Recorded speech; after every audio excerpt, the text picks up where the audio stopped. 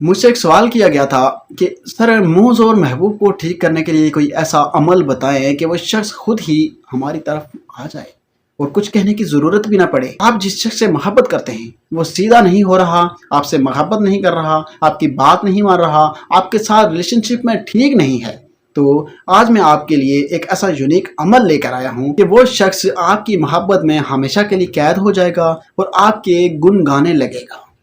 महबूब को अपने करीब लाने का इससे बेहतरीन तरीका और कोई नहीं है, क्योंकि सबसे ताकतवर तरीन अमलियात का सबसे ताकतवर तरीन अमल है, ठीक है, और सबसे ताकतवर तरीन तरीका भी यही है कि उस शख्स को अपने मोहब्बत में कैद करने का। तो ये तरीका आप अपनाएं, इंशाल्लाह आपका जो सवाल था उसके मुताबिक की ये वीडियो है। तो मेरी बात याद रखिएगा, वीडियो के साथ जुड़े रहें और मुकम्मल तरीका देख लें, इंशाल्लाह इससे आपको फ़ायदा होगा। और ज़्यादा से ज़्यादा शेयर करें ताकि ज़्यादा से ज़्यादा लोग इससे फ़ायदा उठा सकें।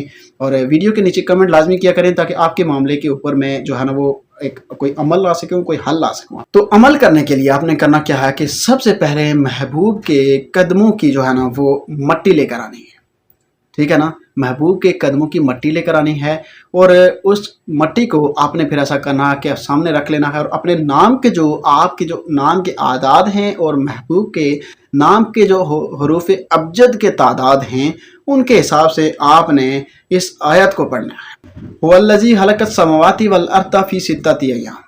आपने इस आयत को पढ़ना है, ये मैं ऊपर मेंशन भी कर रहा हूँ, आपने इसको देख लेना है, ठीक है। और याद रखिएगा, फिर इस जो पढ़ने के बाद इस मट्टी को आपने सुर्ख रेशमी कपड़े में आपने बांधना है और बांध कर अपने घर में या महबूब के घर में दफन कर देना।